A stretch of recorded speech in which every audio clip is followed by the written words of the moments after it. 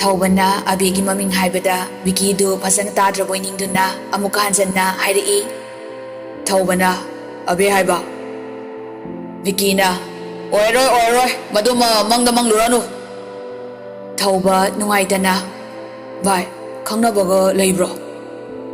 ꯕꯤꯀꯤꯅ ꯆꯠꯂꯣꯍꯦ ꯀꯥꯏꯗꯩ ꯈꯪꯅꯕꯅꯣ, ꯅꯨꯄꯥ ꯀꯣꯏꯌꯣ ꯌꯥꯗꯕ ꯑꯉꯥꯡꯅꯤ, ꯑꯩꯅ ꯀ꯭ꯂꯥꯁ 8ꯇꯒꯤ ꯇꯥꯟꯅꯔꯛꯄꯅꯤ 10ꯐꯥꯎ꯫ ꯊꯧꯕ ꯑꯃꯨꯛꯀꯁꯨ ꯅꯨꯡꯉꯥꯏꯇꯅ ꯍꯧꯖꯤꯛꯁꯨ? ꯕꯤꯀꯤꯅ ꯍꯧꯖꯤꯛꯇꯤ ꯊꯋꯥꯏꯒꯤ ꯆꯥꯟꯅꯕꯤ ꯂꯩꯔꯁꯤꯗꯤ꯫ ꯊꯧꯕ ꯍꯔꯥꯎꯅ ꯌꯥꯔꯦ ꯀꯩꯅꯣ ꯑꯕꯦꯅ ꯑꯩꯒꯤ꯫ ꯕꯤꯀꯤꯅ ꯌꯥꯅꯤ, ꯃꯥꯅꯕꯨ ꯌꯥꯕꯤꯔꯛꯂꯗꯤ ꯅꯪꯅ ꯄꯤꯌꯨ ꯍꯥꯏꯕ ꯑꯃ ꯄꯤꯕꯤꯒꯦ꯫ ꯊꯧꯕꯅ ꯌꯦꯡꯅ ꯇꯥꯔꯦꯗꯅ꯫ ꯕꯤꯀꯤꯅ ꯍꯣꯏ ꯆꯟꯕꯤ ꯋꯦꯇꯤꯡꯗ ꯂꯩꯔꯦ ꯊꯝꯃꯦ꯫ ꯊꯧꯕ ꯋꯥꯒ ꯍꯥꯏꯖꯕ ꯅꯪꯍꯧꯗꯦ, ꯕꯤꯀꯤ ꯁꯠ ꯊꯝꯈ꯭ꯔꯦ꯫ ꯊꯧꯕꯅ ꯅꯨꯄꯥ ꯀꯣꯏꯌꯣ ꯌꯥꯗꯕ ꯅꯨꯄꯤ ꯍꯥꯏꯕ, ꯑꯁ ꯑꯩꯁꯦ ꯗꯥꯎꯗꯤ ꯃꯅꯤꯗ ꯅꯦꯠꯂꯦ꯫ ꯅꯣꯛꯅ ꯅꯣꯛꯅ ꯃꯃꯤꯠꯇꯨ ꯇꯞꯅ ꯎꯏꯁꯤꯟꯈ꯭ꯔꯦ꯫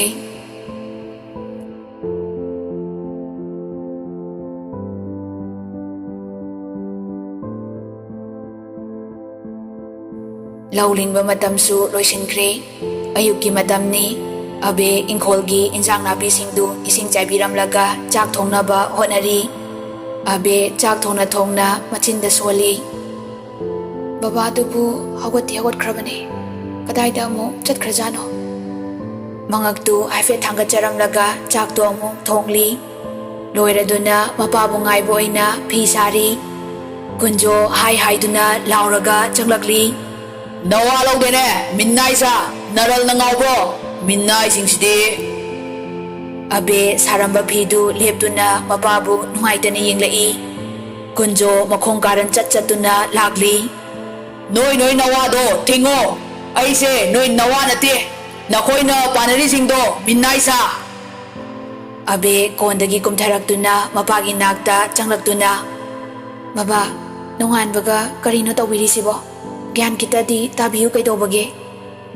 ꯀꯨꯟꯖꯣ ꯈꯨꯗꯣꯝꯕꯤ ꯊꯤꯜꯂꯗꯨꯅ ꯑꯣꯏ ꯃꯤꯍꯥꯠꯄꯤ, ꯅꯪ ꯋꯥ ꯉꯥꯡꯂꯛꯀꯅꯨ, ꯅꯪꯁꯨ ꯅꯋꯥ ꯂꯧꯗꯦ ꯍꯥꯏꯁꯤꯅꯤ ꯑꯩꯅ꯫ ꯑꯕꯦ ꯑꯋꯥꯕ ꯄꯨꯝꯕ ꯂꯣꯠꯁꯤꯟꯖꯗꯨꯅ ꯕꯕꯥ ꯆꯥꯛ ꯆꯥꯊꯣꯛꯅꯕ ꯇꯧꯕꯤꯔꯁꯤ ꯂꯥꯛꯑꯣ꯫ ꯃꯁꯥꯗꯨ ꯍꯥꯏꯗꯨꯅ ꯑꯕꯦꯗ ꯌꯦꯡꯂꯛꯂꯒ ꯅꯪꯒꯤ ꯆꯥꯛꯇꯨꯗ ꯑꯩꯕꯨꯗꯤ ꯍꯥꯠꯅꯕ ꯍꯨꯗꯤ ꯍꯥꯠꯇꯦꯀꯣ?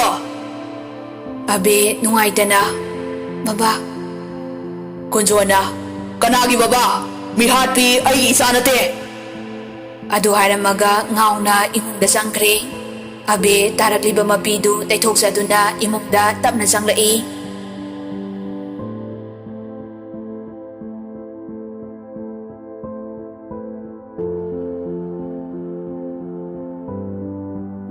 ꯅꯨꯡꯊꯤꯜꯒꯤ ꯃꯇꯝꯅꯤ꯫ ꯑꯕꯦ ꯐꯤ ꯀꯟꯅ ꯁꯥꯔꯤ꯫ ꯔꯤꯅꯥꯅ ꯂꯪꯆꯥꯛ ꯆꯥꯛꯂꯤ꯫ ꯔꯤꯅꯥꯅ ꯑꯕꯦ ꯑꯩꯗꯤ ꯉꯔꯥꯡꯒꯤ ꯅꯨꯄꯥꯗꯣ ꯅꯣꯛꯅꯤꯡꯕꯅ ꯁꯤꯔꯦꯗ꯫ ꯑꯕꯦꯁꯨ ꯇꯨꯡ ꯌꯦꯡꯂꯛꯇꯨꯅ ꯅꯣꯛꯐꯦꯠ ꯇꯧꯔꯒ ꯆꯥꯛ ꯆꯥꯔꯛꯂꯦ ꯍꯥꯏꯁꯤꯅꯤ꯫ ꯔꯤꯅꯥꯅ ꯍꯣꯏ ꯕꯦꯝꯃ ꯃꯗꯨꯏ ꯅꯨꯄꯥꯗꯣ ꯅꯪꯉꯣꯟꯗ ꯉꯥꯎꯈ꯭ꯔꯕꯅꯤꯀꯣ꯫ ꯑꯕꯦꯅ ꯇꯥꯅꯤꯡꯗꯦꯍꯦ ꯅꯪꯁꯤꯃ꯫ ꯔꯤꯅꯥꯅ ꯃꯁꯛ ꯍꯥꯏꯔꯦ ꯐꯖꯩ, ꯅꯨꯄꯥꯅꯒ ꯊꯣꯛꯇꯅ ꯆꯤꯡ ꯂꯦꯝꯂꯤꯕ, ꯑꯩꯗꯤ ꯑꯩꯈꯣꯏ ꯃꯅꯤꯄꯨꯔꯁꯦ ꯁꯨꯞꯅꯩ ꯅꯩꯔꯤꯕ ꯑꯔꯥꯕꯕꯨ ꯃꯥꯜꯂꯤꯅꯦ꯫ ꯑꯕꯦꯅ ꯋꯥꯊꯤꯗꯤ ꯂꯪꯆꯥꯛ ꯆꯥꯛꯑꯣ꯫ ꯔꯤꯅꯥꯅ ꯋꯥꯊꯤ ꯅꯠꯇꯦ, ꯅꯪꯅ ꯈꯪꯗꯕ ꯌꯥꯝ ꯂꯩ꯫ ꯑꯗꯨ ꯍꯥꯏꯔꯒ ꯔꯤꯅꯥ ꯄꯪꯅꯣꯛꯇ ꯅꯣꯛꯂꯛꯏ꯫ ꯑꯕꯦ ꯁꯥꯔꯝꯕ ꯐꯤꯗꯨ ꯂꯦꯞꯇꯨꯅ ꯀꯩꯅꯣ ꯅꯪꯅ ꯇꯧꯔꯤꯗꯨꯕꯣ, ꯉꯥꯎꯔꯕꯣ?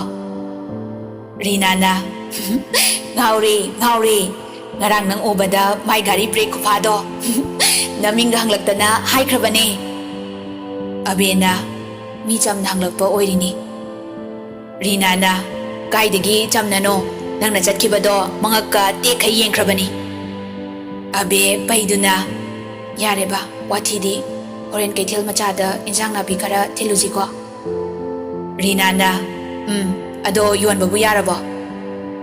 ꯑꯕꯦꯅ ꯌꯥꯕ ꯌꯥꯎꯔꯦ꯫ ꯔꯤꯅꯥꯅ ꯏꯕꯦꯝꯃ ꯅꯪꯒꯤ ꯊꯕꯛꯁꯦ ꯀꯤꯕꯨ ꯀꯤ, ꯀꯔꯝꯕ ꯃꯇꯝꯗꯕꯨ ꯊꯥꯔꯤꯅꯣ, ꯂꯧꯁꯨ ꯀꯨꯝ꯫ ꯑꯕꯦ ꯅꯨꯡꯉꯥꯏꯇꯅ ꯅꯪꯒꯤꯗꯤ ꯃꯃꯥꯅ ꯃꯇꯦꯡ ꯄꯥꯡꯂꯤ, ꯑꯩꯒꯤꯗꯤ ꯀꯅꯥꯕꯨ ꯄꯥꯡꯕꯤꯔꯤ?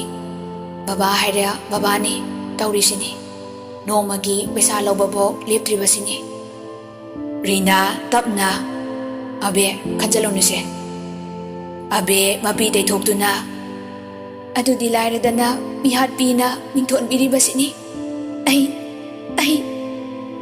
ꯔꯤꯅꯥ ꯍꯧꯒꯠꯇꯨꯅ ꯑꯕꯦꯕꯨ ꯇꯨꯡꯂꯣꯝꯗꯒꯤ ꯀꯣꯟꯁꯤꯟꯕꯤꯔꯛꯏ꯫ ꯑꯕꯦ, ꯑꯗꯨ ꯈꯟꯖꯤꯜꯂꯒ ꯀꯔꯤꯕꯨ ꯀꯥꯟꯅꯔꯤꯕꯒꯦ? ꯑꯩꯒꯤ ꯏꯇꯥ ꯑꯕꯦꯗꯤ ꯁꯪꯁꯥꯔꯁꯤꯗ ꯈ꯭ꯋꯥꯏꯗꯒꯤ ꯊꯧꯅꯥ ꯂꯩꯕꯤ ꯑꯩꯒꯤ ꯏꯇꯥꯅꯤ꯫ ꯁꯦ, ꯑꯗꯨꯝꯅ ꯋꯥꯈꯜ ꯍꯟꯊꯒꯅꯣꯕ꯫ ꯑꯕꯦ ꯃꯣꯃꯣꯟ ꯅꯣꯛꯆꯗꯨꯅ, ꯀꯩꯁꯨ ꯇꯧꯗꯤꯌꯦ꯫ ꯁꯦ, ꯅꯪ ꯑꯃꯨꯛ ꯁꯥꯔꯣ, ꯂꯪꯆꯥꯛꯇꯣ ꯑꯩ ꯆꯥꯛꯂꯒꯦ꯫ ꯑꯕꯦ ꯀꯣꯟꯗꯒꯤ ꯀꯨꯝꯊꯗꯨꯅ ꯂꯪꯆꯥꯛ ꯆꯥꯛꯂꯤ꯫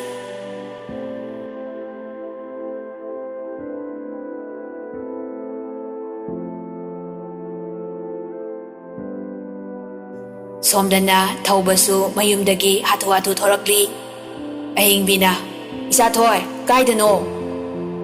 ꯊꯧꯕꯅ, ꯃꯃꯥ ꯏꯃꯥꯟꯅꯕ ꯍꯣꯏꯕꯣꯛꯇ ꯆꯠꯂꯨꯒꯦ꯫ ꯑꯍꯤꯡꯕꯤꯅ, ꯀꯨꯏꯅ ꯂꯩꯊꯣꯔꯛꯀꯅꯨꯀꯣ, ꯃꯃꯥ ꯂꯩꯐꯝ ꯑꯃꯨꯛ ꯈꯪꯂꯣꯏ꯫ ꯊꯧꯕꯅ, ꯃꯃꯥ ꯆꯠꯂꯨꯈꯤꯒꯦ꯫ ꯊꯧꯕ ꯃꯣꯟꯗꯥ ꯅꯨꯡꯉꯥꯏꯅ ꯒꯥꯔꯤꯗꯨ ꯊꯧꯔꯛꯂꯤ꯫ ꯑꯕꯦ ꯍꯣꯏ ꯈꯨꯟꯗꯨ ꯌꯧꯔꯕꯗ ꯃꯁꯝꯒꯗꯨ ꯁꯦꯝꯗꯨꯅ ꯕꯤꯠ ꯑꯃꯗ ꯏꯁꯩꯒ ꯉꯪꯗꯨꯅ ꯒꯥꯔꯤ ꯈꯥꯝꯈꯤꯕ ꯃꯐꯝꯗꯨꯗ ꯂꯩꯔꯤ꯫ ꯊꯧꯕ ꯃꯉꯛꯀꯗꯨ ꯂꯩ ꯂꯩꯗꯅ ꯌꯦꯡꯂꯤ꯫ ꯀꯩꯅꯣ ꯏꯎ ꯎꯗꯦꯗ?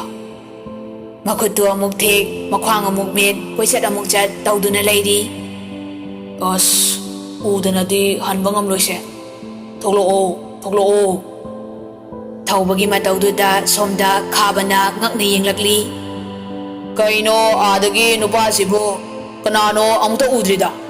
ꯆꯥꯅꯕꯤꯒꯤ ꯂꯩꯀꯥꯏꯁꯤꯗ ꯃꯥꯗꯤ ꯀꯩꯗꯧꯔꯤꯕ? ꯊꯥꯅꯤꯜꯅ, ꯍꯥꯏꯒꯨꯝꯗꯅ ꯃꯥꯏ ꯃꯑꯣꯡꯁꯤꯁꯨ ꯀꯩꯅꯣꯝꯅꯤꯅꯦ꯫ ꯈꯥꯕꯅ, ꯂꯥꯎ ꯆꯪꯁꯤꯜꯂꯥꯎ꯫ ꯊꯧꯕꯒꯤ ꯃꯅꯥꯛꯇ ꯄ꯭ꯔꯞ ꯄ꯭ꯔꯞ ꯆꯪꯁꯤꯜꯂꯛꯇꯨꯅ, ꯍꯣꯏ, ꯀꯅꯥꯅꯣ ꯅꯪꯕꯣ? ꯀꯅꯥꯅꯣ? ꯊꯧꯕ ꯃꯆꯤꯟ ꯄꯩꯔꯞ ꯇꯧꯗꯨꯅ, ꯑꯁ, ꯈꯣꯟꯗꯥꯁꯤꯗꯤ ꯑꯣꯟꯊꯣꯛꯅ ꯍꯥꯎꯈꯤꯗ꯭ꯔꯦꯗ꯫ ꯈꯥꯕꯅ, ꯑꯥꯏ, ꯃꯤ ꯎꯁꯤꯠꯇꯕꯒ ꯇꯧꯏꯅꯦ ꯃꯁꯦ꯫ ꯊꯧꯕꯅ, ꯑꯁ, ꯕꯤꯠꯀ ꯂꯣꯏ ꯇꯦꯛꯏꯍꯦ꯫ ꯑꯩꯅ ꯂꯦꯞꯄꯤꯕ ꯃꯐꯝꯁꯤ ꯁꯣꯝꯒꯤ ꯅꯃꯥ ꯄꯥꯟꯕ꯭ꯔꯣ? ꯈꯥꯕꯅ, ꯄꯥꯟꯕꯗꯨꯅꯕꯨ ꯍꯥꯏꯔꯤꯕꯅꯤꯅꯦ꯫ ꯊꯧꯕꯅ, ꯑꯃꯨꯛꯇ ꯌꯦꯡꯖꯒꯦꯕ꯫ ꯊꯥꯅꯤꯜꯅ, ꯃꯁꯤꯒꯤ ꯃꯤꯁꯤ ꯐꯖꯅ ꯎꯁꯤꯠꯇꯦꯅꯦ꯫ ꯍꯣꯏ, ꯈꯨꯟꯗ ꯂꯥꯛꯂꯒ ꯇꯣꯏꯒꯦꯔꯣ ꯅꯪ? ꯉꯥꯡꯅꯔꯤꯉꯩ ꯇꯟꯖꯥꯗꯨꯗ ꯑꯕꯦꯒ ꯔꯤꯅꯥꯒꯁꯨ ꯏꯟꯁꯥꯡ ꯅꯥꯄꯤ ꯄꯥꯏꯗꯨꯅ ꯀꯩꯊꯦꯜ ꯃꯆꯥꯗ ꯊꯣꯛꯂꯛꯂꯤ꯫ ꯊꯧꯕ ꯑꯕꯦꯕꯨ ꯎꯔꯕꯗ ꯃꯥꯏꯊꯣꯡ ꯃꯣꯃꯣꯟ ꯅꯣꯛꯇꯨꯅ, ꯑꯃꯨꯛꯇ ꯆꯠꯆꯒꯦꯕ꯫ ꯑꯗꯨ ꯍꯥꯏꯔꯒ ꯈꯥꯕꯒꯤ ꯁꯌꯦꯡꯗꯨ ꯏꯟꯊꯣꯛꯇꯨꯅ ꯔꯤꯅꯥ ꯍꯣꯏ ꯇꯝꯅ ꯆꯪꯈꯤ꯫ ꯈꯥꯕ ꯈꯣꯏꯗꯧ ꯊꯤꯠꯄ ꯃꯈꯩ ꯁꯥꯎꯅ ꯌꯦꯡꯗꯨꯅ ꯂꯩꯔꯤ꯫ ꯊꯧꯕꯅ, ꯔꯤꯅꯥ ꯀꯥꯏ ꯆꯠꯀꯦ ꯍꯥꯏꯅꯣ? ꯔꯤꯅꯥꯅ, ꯑꯕꯦꯅ ꯊꯥꯖꯕ ꯏꯟꯖꯥꯡꯁꯦ ꯀꯩꯊꯦꯜꯒꯤ ꯏꯅꯦꯅ ꯌꯣꯟꯒꯦ ꯄꯨꯔꯛꯑꯣꯅ ꯊꯤꯟꯕ ꯆꯠꯂꯤꯅꯤ꯫ ꯊꯧꯕ ꯍꯔꯥꯎꯅ ꯃꯆꯤꯟꯗ ꯁꯣꯟꯖꯩ꯫ ꯍꯥ, ꯑꯕꯦꯅ ꯊꯥꯏ ꯍꯥꯏꯕ? ꯇꯥꯂꯛꯇꯨꯗ ꯈꯥꯕ ꯄ꯭ꯔꯞ ꯄ꯭ꯔꯞ ꯆꯪꯁꯤꯜꯂꯛꯇꯨꯅ, ꯑꯕꯦ, ꯅꯪ ꯍꯤꯟꯖꯥꯡꯁꯤ ꯑꯩ ꯄꯨꯂꯞ ꯂꯩꯔꯒꯦ, ꯀꯌꯥꯅꯣ ꯍꯥꯏꯔꯣ? ꯊꯧꯕꯁꯨ ꯀꯔꯤ ꯈꯜꯂꯨꯔꯕꯅꯣ ꯈꯪꯗꯦ, ꯑꯕꯦ ꯑꯃꯗꯤ ꯔꯤꯅꯥꯅ ꯄꯥꯏꯔꯤꯕ ꯍꯤꯟꯖꯥꯡ ꯈꯥꯎꯗꯨ ꯇꯥꯞ ꯇꯥꯞ ꯃꯨꯜꯂꯗꯨꯅ, ꯑꯩ ꯑꯣꯏꯅ ꯂꯩꯔꯒꯦ, ꯃꯃꯥꯅꯁꯨ ꯍꯜꯂꯛꯄꯗ ꯏꯟꯖꯥꯡ ꯂꯩꯔꯣ ꯍꯥꯏꯕꯅꯤ꯫ ꯊꯧꯕꯒꯤ ꯃꯇꯧꯗꯨꯗ ꯑꯕꯦꯗꯤ ꯉꯛꯅ ꯌꯦꯡꯂꯛꯏ꯫ ꯔꯤꯅꯥꯗꯤ ꯅꯣꯛꯄ ꯊꯤꯡꯗꯨꯅ ꯂꯩꯔꯤ꯫ ꯈꯥꯕꯅ, ꯑꯣꯏ, ꯅꯪꯒꯤꯗꯣ ꯎꯁꯤꯠꯇ꯭ꯔꯤꯔꯣ? ꯀꯅꯥꯅ ꯍꯥꯟꯒꯦ ꯍꯥꯏꯕ, ꯍꯥ? ꯑꯗꯨ ꯍꯥꯏꯔꯒ ꯏꯟꯖꯥꯡꯗꯨ ꯂꯧꯒꯦ ꯇꯧꯏ꯫ ꯑꯗꯨꯕꯨ ꯊꯧꯕꯅ ꯏꯟꯊꯣꯛꯇꯨꯅ ꯎꯁꯤꯠꯇꯅ ꯍꯥꯏꯔꯛꯏ, ꯄꯥꯏꯕꯗꯤ ꯑꯩꯅ ꯍꯥꯜꯂꯦꯗꯅ꯫ ꯊꯥꯅꯤꯜꯅ, ꯑꯁ, ꯚꯥꯏ ꯆꯠꯁꯤꯜꯂꯥꯎ, ꯍꯦꯟꯖꯥꯡ ꯄꯥꯏꯕ ꯍꯥꯜꯂꯁꯨ ꯑꯕꯦꯒꯤ ꯃꯈꯨꯠ ꯄꯥꯏꯕꯅ ꯅꯪꯅ ꯍꯥꯜꯂꯒ ꯂꯣꯏꯔꯦ꯫ ꯊꯧꯕꯁꯨ ꯍꯟꯗꯦ, ꯃꯈꯨꯠ ꯄꯥꯏꯕꯁꯨ ꯑꯩꯅ ꯍꯥꯟꯅꯤ ꯍꯥꯏꯔꯤꯌꯦ꯫ ꯑꯕꯦꯅ, ꯈꯥꯕ ꯊꯧꯕꯗ ꯈꯨꯗꯣꯝꯕꯤ ꯁꯤꯡꯗꯨꯅ, ꯅꯪ ꯑꯩꯕꯨ ꯁꯤꯡꯅꯔꯛꯀꯅꯨ ꯅꯪ꯫ ꯑꯕꯦꯗ ꯑꯃꯨꯛ ꯈꯥꯅ ꯌꯦꯡꯂꯝꯂꯒ ꯆꯠꯈ꯭ꯔꯦ꯫ ꯔꯤꯅꯥꯅ, ꯈꯨꯌꯦꯡꯁꯤꯗꯤ ꯄꯨꯔꯥ ꯈꯥꯕꯗ ꯈꯥꯕꯅꯤ꯫ ꯊꯧꯕꯅ, ꯌꯥꯝ ꯍꯥꯎꯇꯦ, ꯁꯤꯕꯨ ꯀꯅꯥꯅꯣ? ꯔꯤꯅꯥꯅ, ꯀꯅꯥ ꯑꯣꯏꯅꯤ, ꯑꯩꯈꯣꯏ ꯏꯇꯥꯁꯤꯗ ꯀꯣꯏꯇꯥꯟ ꯇꯥꯟꯅ ꯂꯩꯔꯤꯕ ꯈꯥꯕꯅꯤꯗꯅ꯫ ꯊꯧꯕ ꯈꯥꯕꯅ ꯆꯠꯈꯤꯕ ꯃꯥꯏꯀꯩ ꯌꯦꯡꯗꯨꯅ ꯍꯥꯏꯔꯛꯏ, ꯁꯤꯌꯥ, ꯀꯥꯔꯟꯒ ꯇꯥꯔꯛꯂꯗꯤ ꯃꯀꯣꯛ ꯊꯨꯒꯥꯏꯔꯦꯗꯅ꯫ ꯔꯤꯅꯥꯅ, ꯅꯪꯅ ꯑꯃꯨꯛ ꯀꯩꯒꯤ? ꯊꯧꯕꯅ, Sum haibanida. Thawbagi matawduda abe nokfet tawzarai. Adu uraga thawba machinda murmurum soli. As, kari minokno tawsilaisina. Hopale nachalek thare he. Rina na, kari no insang tudi pirakrodana thiengkre. Thawbana, ai insang se tasengna pamjana laujamani. Akoi gidi tin chaba ngakta. Sidi ubada tinga kutlawe. Rina na, hoine, nupa ngaktaga leire sana tradi yadabini. Koi dabi ki hoisu yam tawbani. Thawba nokfet tawna. Ado insang se kya butarage. Abe tapna. Yaranida, adum pubikro. Thawbana waletagi paisa khara lauthokduna. Mamana paisa piramde hairadi thilusu hairaklani. Adu hairaga paisa du Rina da pisili. Abena, kaino sidi yamankre. Thawbana, yamande, aidi hensang leiba tuina lakani. Abena, Rina, paisa do bibiko yamankre. Thawbana, as, mina yamdega, ay sasawrage. Thawba thunamag hensang du paiduna gari thawdokduna chatkre. Rina na, kaino sinupasidi pura ayabinine. Abena, kaino adugyama paisado kaidaw lahorino. Rina paiduna, sibu ayna lawge na lawbro. Abena, aduisu amupiki yadro. Rina na, nang suhori na tro, nang di piba kaidoge ay ngonda hydraswa. Ado haraga abegi makutta piraduna, changas lao, tengsle. Abena, nang su karalawo. Rina na, nanggi humamamal ni, ko na lawge, changlase.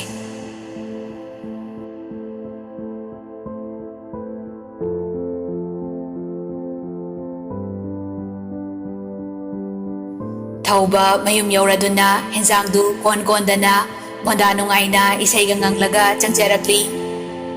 Log कहते हैं पागल हूँ मैं ये भी न जाना दिल लुटाया है मैंने अब किसी की न मानूं कसम की कसम है कसम से हमको प्यार है सिर्फ तुमसे. Isayga ngangang-dana changlaglaga mapa sofada phamlambaduda masu phatlaungna phamthei. Dramena, kaino ngasidi icha thoibasi mondaga nungaidana isayga ngangkreda. Ahing bisu tholakduna kanano ne monda nungairidubo. Hairaga masu phamtharai adubu hensang mayamdu ubada. Kaidagino hensang mayam sidi ontongna su phajakreda. Thawba nokfet tawraga mama aina legline ensang sidabo asuk yongna phajarasinadi masadi kay oramani. Masagi waduda mama mapa animak ngakni yenglai. Thawbana, sum haibane, phajarangani na. Thawba phukhawaduna maikada changkre. Ahing bina, moiba, isa thoise, hanaga suman manakidre ko, handakse, mahausaga manadeko moiba. Dramen noktuna, mama, matam na ni, sidi aikoina layang laga phagadaba nati. Naan way ay na nang ubada unakiba na idumangni, ngasi sana onaribase.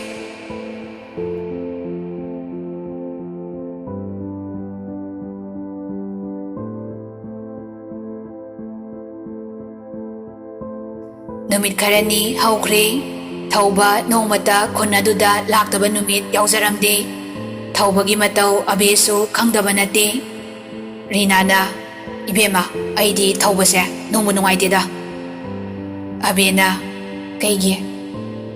Rina na, khangdabiga sarano, manadi nangse, nungsibadi phajana nungsibajani. Abena, as, watidi phidum sawa.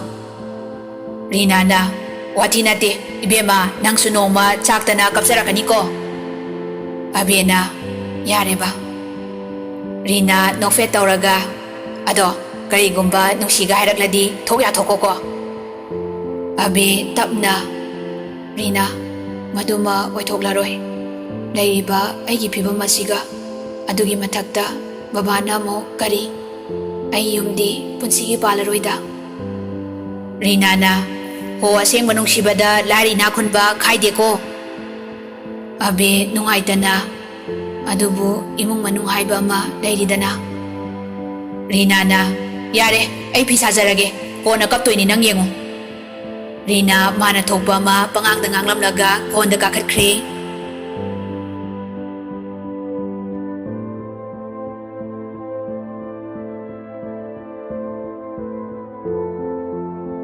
Somdana lambida khaba thang ama paiduna wasakan na hairi.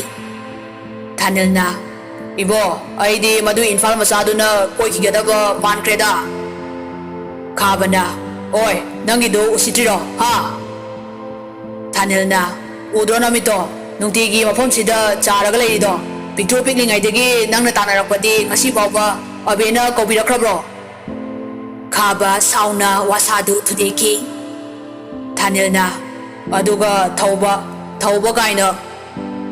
Khaba sauna, hende hensilaklaba, aingonda singnaba mi amata lemna tharoi.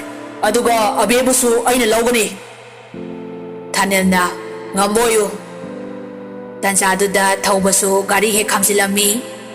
Thanilna, tu hainaringaida pairakre khoi muse. Khabana, usittaba saradana. Hairaga thauba tamna changsilaktuna. Oi, nang usitabase asum hinjalaklene, ha? Thaubana, karibuno harise. Thanilna, ai, migi khunda laklaga yam phawine. Thauba usitana, nayumdaro aina laklibase. Khaba sauna thaubagi thabakta induna. Nang aina haribasida gyan tasinadradi afaba khak oiroi. Adu hairaga sauna inge hek taubaga thaubana makutu khangpa phaduna inthoraki. Thaubana, natradi kaidoba, ha? Yamusitana michi amukhatuna. Natradi kaidobanoba. Khaba mamit khana yengladuna. Khaba igi gun khangangani. Aduga masimadi khango. Hairaga khodom-bisingduna makhya chiklaga. Abedi ayakini khangbra ai khakki. Thaubana usitana singliba khuttu kanthaduna. Nangna ngamlaga nanglo. Aina ngamlaga aina lawba taredana. Adu hairaga thaubasu hanna khodom-bisinglai. Aduga masimasu khango. Nangna abe phangani haibadi mangda faw mangano. Thauba amo karemnaba minok ama tauraduna. Naming makki saktane. Khaba kai. Fanabu chanarine. Ha. Khaba. Ha. Nasaksu yauna hek khaida. Khabana, oi. Sauna lauramlaga thaubagi chimbal mayada kinna thinsinki. Thaubasu chainaduna kitang hantakna tunghalli. Chimbal mayada thokliba idu taithokladuna mamit khana yenglamlaga khabagi thabakta khongpaktuna haigatana karakpadagi khaba tunghanna longna tai. Thaubana, oi, nangdu maigi lambida ayatba pirakano. Naponsido hinginglabadi yam lemna layo. Abena nangonda yaraklabasu aina launi. Yaraktabasu aina launi. Nang kaidoba ngamdi. Khaba sauna hogatuna. Nang ai kanano haibase khangdriba male. Aina wasaklibasini. Karigumba abebu aigi oina phangdraba. Abebusu nangi oina phanghaloi. Khaba sauna khodom-bisingduna chatkre. Thanilsu mamit paini yenglamlaga khabagi matung inakre. Thaubana, oi, thauba ina hingliba matamdu faudi nang karisu tauba ngamloi. Masimadi khango. Thaubasu leptuna lahori. Aduga chimbalda tholakliba idusu amuk teikthoksei. Tanjaduda kunjo yu taptai ngauraduna haiduna lakli. Chare wai, chadre wai, thaktre wai, thakle wai. Lambida chatna tuthakiba khangaude. Thauba mataudu ubada chensilaktuna hugatpi. Kunjona, oi, kanano, ha, kanano. Thaubana tapna chingkhatpiduna. Kaka, nasado wana su ore. Se tapna hogolo. Kunjona, aibu chingkhatanaga nathaukai leidana. Nawalogdene. Lepna amuk tuthage taurai. Thaubana ngakpiduna. Kaka hoyum se kadawaidano. Ai thinsinbiramlage kaka. Kunjo khangaude kari wakhanano mapira chelaktuna. Aibu thinsinbidoriba. Nungsikreda. Nangbu kanano ne. ꯑꯩꯅ ꯏꯁꯤꯡ ꯈꯧꯔꯥꯡꯗꯨꯅ ꯂꯝꯕꯤꯗ ꯇꯥꯗꯨꯅ ꯏꯁꯤꯡ ꯑꯃꯨꯛꯇ ꯄꯤꯊꯛꯄꯤꯌꯨ ꯂꯥꯎꯖꯕ ꯐꯥꯎ ꯀꯅꯥꯁꯨ ꯍꯟꯅ ꯌꯦꯡꯂꯛꯇꯦ꯫ ꯀꯞꯄꯝꯕꯗꯒꯤ ꯀꯨꯟꯖꯣ ꯑꯃꯨꯛ ꯈꯪꯁꯥꯎ ꯁꯥꯎꯅ ꯂꯥꯎꯔꯛꯏ꯫ ꯑꯩꯒ ꯂꯝꯕꯤ ꯊꯩꯅꯕ ꯐꯥꯎ ꯏꯁ ꯃꯅꯥꯇꯣꯟꯒ ꯃꯦꯟꯅꯗꯅ ꯃꯔꯜꯅ ꯊꯛꯄꯣꯕ꯫ ꯊꯧꯕꯅ ꯍꯣꯏ ꯀꯀꯥ ꯃꯔꯜꯅ ꯅꯠꯇꯦꯁꯦ, ꯀꯀꯥꯒꯤ ꯌꯨꯝꯗꯣ ꯇꯥꯛꯄꯤꯔꯣ ꯑꯩ ꯊꯤꯟꯖꯤꯟꯕꯤꯔꯝꯂꯒꯦ꯫ ꯀꯨꯟꯖꯣꯅ ꯇꯥꯛꯇꯨꯅ ꯃꯌꯨꯝ ꯌꯧꯕ ꯐꯥꯎ ꯊꯧꯕꯅ ꯊꯤꯟꯖꯤꯟꯕ ꯆꯪꯂꯛꯏ꯫ ꯇꯁꯦꯡꯕꯗꯤ ꯊꯧꯕ ꯑꯕꯦꯒꯤ ꯃꯌꯨꯝ ꯈꯪꯖꯔꯝꯗꯦ꯫ ꯉꯥꯎꯔꯤꯕ ꯑꯗꯨ ꯑꯕꯦꯒꯤ ꯃꯄꯥꯅꯤ ꯍꯥꯏꯕ ꯐꯥꯎ ꯈꯪꯖꯕ ꯅꯠꯇꯦ꯫ ꯃꯣꯏꯁꯨ ꯊꯣꯡꯒꯥꯜꯗꯨ ꯀꯥꯟꯁꯤꯜꯂꯛꯏ꯫ ꯀꯨꯟꯖꯣ ꯂꯥꯎꯕ ꯂꯦꯞꯇꯦ꯫ ꯁꯤꯗꯅꯦ ꯑꯩꯅ ꯂꯩꯀꯥꯏ ꯃꯋꯥ ꯂꯧꯗꯦꯅ ꯂꯥꯎꯔꯤꯁꯦ꯫ ꯑꯩꯕꯨ ꯑꯉꯥꯎꯕꯅꯦꯅ ꯅꯣꯛꯅꯔꯕꯁꯨ ꯑꯩꯅꯁꯨ ꯃꯋꯥ ꯂꯧꯗꯦꯕ꯫ ꯃꯄꯥꯒꯤ ꯈꯣꯟꯖꯦꯜꯗꯨ ꯇꯥꯔꯕꯗ ꯑꯕꯦ ꯏꯃꯨꯡꯗꯒꯤ ꯆꯦꯟꯊꯣꯔꯛꯂꯤ꯫ ꯑꯗꯨꯕꯨ ꯊꯧꯕꯅ ꯃꯄꯥꯕꯨ ꯀꯣꯟꯗꯨꯅ ꯆꯪꯂꯛꯄꯗꯨ ꯎꯕꯗ ꯉꯛꯄꯅ ꯈꯝ ꯊꯦꯡꯈ꯭ꯔꯦ꯫ ꯑꯃꯔꯣꯝꯗ ꯏꯀꯥꯏꯔꯗꯨꯅ ꯌꯦꯡꯂꯛꯂꯤ꯫ ꯊꯧꯕꯁꯨ ꯑꯕꯦꯕꯨ ꯎꯕꯗ ꯉꯛꯅ ꯌꯦꯡꯂꯛꯂꯤ꯫